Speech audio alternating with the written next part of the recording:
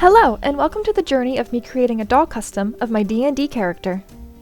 My character's name is Alvida Agartha, and she is a half-moon elf druid. I have recently gained much interest in D&D, watching a lot of campaigns on YouTube, so I had a great time reading and learning about this roleplay world that was very alien to me.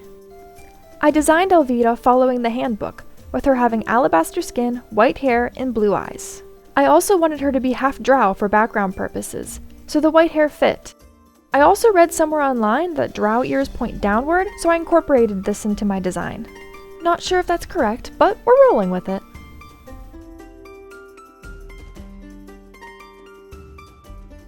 This Draculaura was initially prepped to be a different custom, hence the pink skin. But plans changed, so I swapped her body for Cleo's since the color was a closer match, especially when the plastic is visible at the joints. Following my concept design, I trimmed her a set of bangs. I also sculpted her 2 elf ears using air dry clay. And there they go, being inserted pointing downwards. It gives her a meek look, which I absolutely loved. I also felt the cut bangs were too short, so I glued them down later on. Poor Alvida, this is not a very flattering shot for you. Let's get her some clothes. With all the doll clothes I make, I usually use trial and error until I get it right using a piece to reference, like these G3 Laguna shorts. After many practice ones, I finally felt confident to sew her green shorts with my small amount of green fabric I had left. I was very pleased with them, and added Velcro to close the shorts in the back.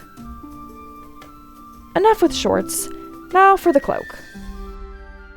I followed a video by Jess of the Shire on how to make a homemade cloak when I made one for myself for a Renaissance fair. I'll link her video in the description. If you are interested in making your own cloak, her video makes it super easy to whip one up. All of those tiny X's were so tedious, but so cute and worth it. So of course I covered all the edges in them. I purposely made the hood big, since Monster High heads are on the larger side, and I also wanted to be able to fit all her hair into the hood. I also had to hack the length of the hood in order to fit my concept. I decided to add some details to her shorts as well. A gold ring around her leg that is glued underneath her shorts, and some black trim.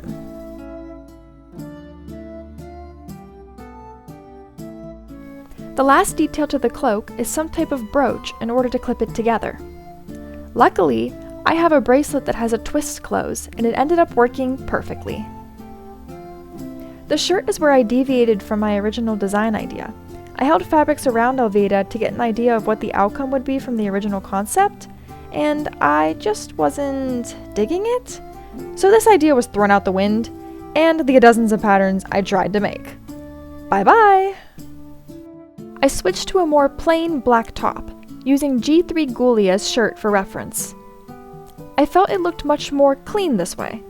Ironically, how I didn't notice this earlier, my drawing of Alvida on my D&D sheet is quite similar to this.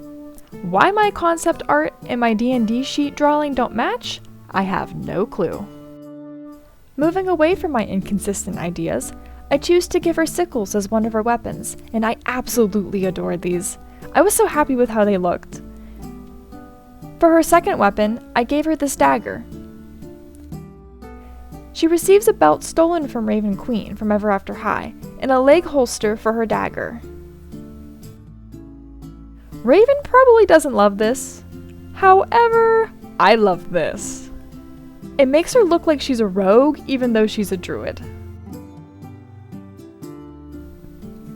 For the shoes, I cut down some old Claudine boots and close up the toe and heel with clay.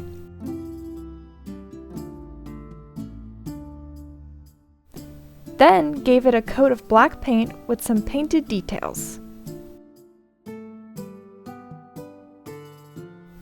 I also felt mix and match socks made her seem a bit more adventurous. Now I know a rope is not how sickles are carried. One would use a holster similar to this, but I thought it looked tacky. So, rope it is, despite the logistics. I also thought this key and potion jar made a nice touch to the other side of her belt, balancing it out. For her design, a leather armor plate felt necessary, especially being that she is a druid who can't wear metal. Even if I did break that no metal rule with her belt.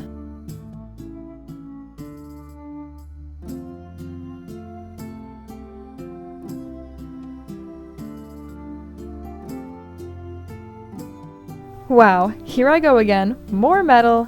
Obviously, I don't care about the metal rule. Now, the face up. What you think? It makes her cutesy, but also gives her a sense of mystery. For handheld accessories, we have a lantern using a D&D dice, and I felt it would be fitting for her to hold a D20 die. I also made a map accessory for her homemade stand. Along with the homemade stand, some details and accessories were done off camera.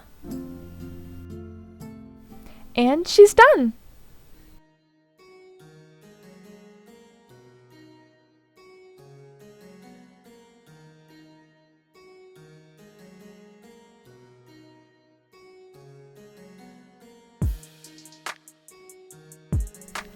It would have made more sense to have her pictures taken in a more green scenery, being a druid, but we're very snowed out here, so her final pictures were taken in the snow. However, I ended up really liking the snow pictures.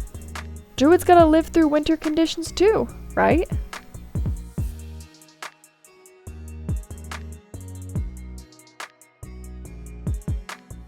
She also looks like she's holding a magical orb with that D20 die. She turned out absolutely adorable, and I hope you love her just as much as I do.